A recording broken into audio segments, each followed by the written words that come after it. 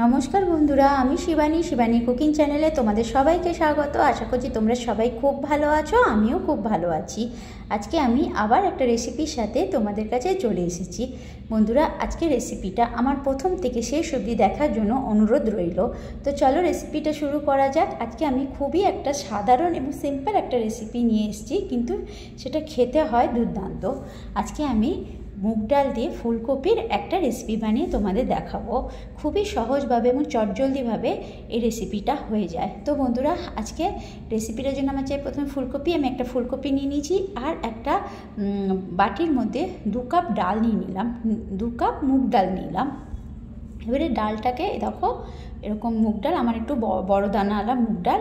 তারপরে গ্যাসটা জ্বালিয়ে দিলাম, কড়াইটা বসিয়ে দিলাম। শুকনো কড়াইয়ের মধ্যে মুগ ডালটা একটু আমি ভাজা করে নেব। আমি মুগ ডাল বেশি বন্ধুরা ভাজা করি না, আমি না ভাজা করেই মুগ ডালটা রান্না করি, কিন্তু আজকে ভিডিও বানাবো বলে একটু ভেজে দেখাচ্ছি। তোমরা এটা না ভেজেও করতে পারো। যে বন্ধুরা, আমার ডালটা ভাজা হয়ে গেছে, আমি ডালটাকে ভালো করে ধুয়ে নিলাম। এ দেখো জল দেখতে পাচ্ছ। এবারে আমি জল দিয়ে দিচ্ছি ডালটা সেদ্ধ করার জন্য। গ্যাসটা আমি বাড়িয়ে দিয়েছি বন্ধুরা। এখন জল দিয়ে গ্যাসটা বাড়িয়ে দিলাম। এ দেখো আমি খুন্তি দিয়ে একটু নাড়িয়ে নিলাম। তারপরে একটুখানি তেল দিয়ে দিলাম, কাঁচা সর্ষের তেল, যাতে ডালটা ভালো করে সেদ্ধ হয়ে যায়। তারপরে একটা ঢাকনা দিয়ে ঢাকা দিয়ে দিলাম এবং গ্যাসের আঁচটা একটু ধিমি করে দিলাম। এদিকে একটা ফুলকপিকে আমি দেখো ছাড়িয়ে নিচ্ছি। দেশি ফুলকপি দিয়ে এই রেসিপিটা খুব ভালো হয়। ফুলকপিগুলোকে আমি ছোট ছোট টুকরো করে কেটে নিচ্ছি। এ দেখো, এরকম ছোট ছোট টুকরো করে কেটে নিতে হবে। এইভাবে টুকরো করে কেটে নিতে হবে। আমি এভাবে দেখো ছোট ছোট টুকরো করে ফুলকপিগুলো কেটে নিলাম। এই ফুলকপি দিয়ে ডাল, মুগ ডাল আর কি, খেতে খুব ভালো হয় বন্ধুরা। রুটি ভাত সব কিছুর সাথে খুব ভালো যায়। আমার এই গোটা পুরো ফুলকপিটা কাটা হয়ে গেল। এই আমি ছোট ছোট টুকরো, দেখো এরকম সাইজে আমি এরকম টুকরো করেছি। এইটুকুই বড় রেখেছি, এর থেকে না বড় করেছি না ছোট করেছি, কারণ ফুলকপি তো গলে যায় সেই জন্য। এবার আমি ফুলকপিগুলো একটা বাটির মধ্যে তুলে নিলাম। তুলে আমি জল দিয়ে ফুলকপিগুলোকে একটু ধুয়ে নিলাম। এ দেখো, তারপরে হলো একটা সিলভারের বাটির মধ্যে ফুলকপিগুলো দিয়ে দিলাম। তারপরে বাটিটার মধ্যে এটা জল দিয়ে দিলাম। ফুলকপিগুলোকে দেখো জল দিয়ে ডুবিয়ে দিলাম। এটাকে আমি একটু ভাপ দেবো, যেহেতু ঠান্ডার দিনে ফুলকপি, তবু একটু ভাপ দিলে দেখবে খেতে ভালো লাগে। আমি একটু ফুলকপিগুলোকে ভাপ দিয়ে দিলাম, মানে সেদ্ধ করবো না, শুধু ভাপ দেবো। এদিকে দেখো আমার ডালটা দেখো সেদ্ধ হয়ে গেছে। এ দেখো আমার ডালটা সেদ্ধ হয়ে গেছে। আমি আসলে ফুলকপিটা সেদ্ধ দেবো বলে ডালের কড়াইটা একটু সরিয়ে দিয়েছিলাম। আমার ডালটা সেদ্ধ হয়ে গেছে, সুন্দরভাবে সেদ্ধ হয়ে গেছে। ফের আমি গ্যাসটা জ্বালানোই আছে। আমি একটুখানি একটা কড়াই বসিয়ে ওই 1 বড় চামচের 1 চামচ আমি সর্ষের তেল দিলাম। তারপরে আমি ফুলকপি যেটা ভাপিয়েছিলাম ফুলকপিটাকে, মানে একটুখানি ভাপ দিয়ে জলটা ফেলেছিলাম ফুলকপি, সেটা দিয়ে দিলাম। ফুলকপিটা হালকা যখন লাল লাল হয়ে ভাজা হয়ে এসছে, তখন একটুখানি নুন দিলাম, অল্প নুন, আর একটু হলুদ দিলাম। তো বন্ধুরা, নুনটা আগে দেবে না, তাহলে কী হবে, ফুলকপিগুলো গলে যাবে। ফুলকপিটা যখন হালকা লাল লাল ভাজা হয়ে আসবে, তখন একটু নুন আর একটুখানি হলুদ দিয়ে আবার একটু নেড়ে চেড়ে ভাজা করে নিতে হবে। নুনটা খুবই কম দিতে হবে ফুলকপিতে, অনেক কম, অল্প একটু নুন লাগবে। দেখো একটু ভালো করে নেড়ে চেড়ে আমি ফুলকপিটাকে লাল লাল করে ভাজা করে নিয়েছি। দেখো আমার ভাজা হয়ে গেছে ফুলকপিটা। এবারে আমি ফুলকপিটা একটা প্লেটে উঠিয়ে নিচ্ছি। দেখো ফুলকপিটাকে আমি প্লেটের মধ্যে উঠিয়ে নিলাম। পুরো এইভাবে আমার ফুলকপিটা তৈরি হয়ে গেছে। আমি প্লেটের মধ্যে উঠিয়ে নিয়েছি। এই ফুলকপি দিয়ে ডাল রান্না করতে বেশি সময় লাগে না, খুব জলদি হয়ে যায় এবং খেতে ভালো লাগে বেশ। এই যে ডালটাকেও আমি একটু হাতা দিয়ে ঘেঁটে দিলাম। তারপরে আমি পরিমাণ মতন জল দিয়ে দিচ্ছি। তোমরা এটা না খুব একটা পাতলা হয় না ফুলকপি দিয়ে, এই ডালটা একটু গাঢ়া গাঢ়া হয়।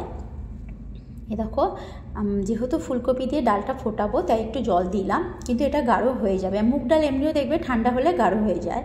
ভালো করে নাড়িয়ে নিচ্ছি, জলটাকে মিশিয়ে নিচ্ছি ডালটার মধ্যে ভালো করে। ডালটা সেদ্ধ হয়ে যাওয়ার পর আমি ডাল ঘুটনি দিয়ে ঘাটিনি, আমি একটুখানি খালি হাতা দিয়ে ঘেঁটে নিয়েছি, তাতেই হয়ে গেছে। স্বাদ হিসেবে বন্ধুরা লবণ দিয়ে দেবে, আর একটু হলুদ দিয়ে দেবে। যে যেরকম লবণ খেতে ভালোবাসো সেই হিসেবে লবণটা দিও, আর একটু হলুদ দেবে, ডালের কালারের জন্য। তারপরে একটু ঢাকা দিয়ে দিলাম আমি, খালি ডালটা ফুটে ওঠার জন্য। আমার ডালটা দেখো হালকা হালকা ফুটে উঠেছে। এ দেখো ডালটাকে একটু আমি নেড়ে নিচ্ছি ভালো করে, না তো নিচের দিকে না ডালটা একটু জমে যায়। এ দেখো আমার ডালটা টকবক টকবক করে ফুটছে।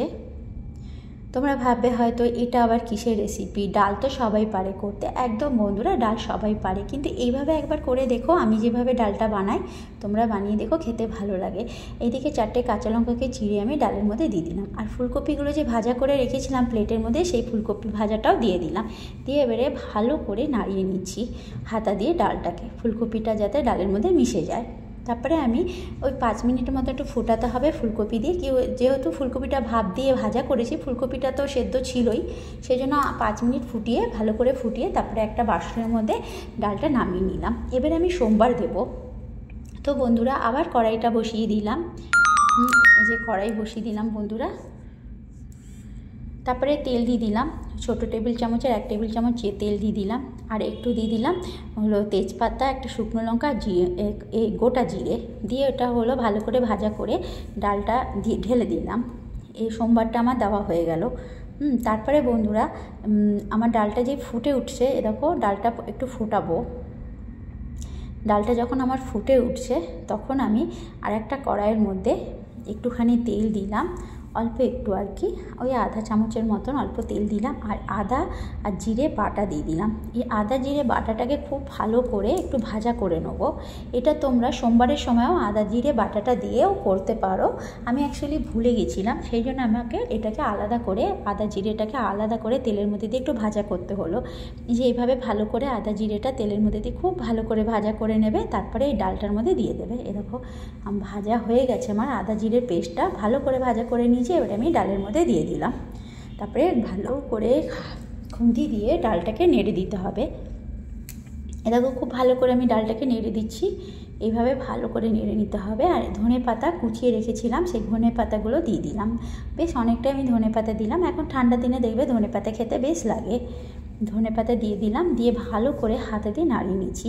আর আর 1 সেকেন্ড, আর 2-3 আর 1 মিনিট মতন, 1 সেকেন্ড না, 1 মিনিটের মতন ডালটা ফোটাবো।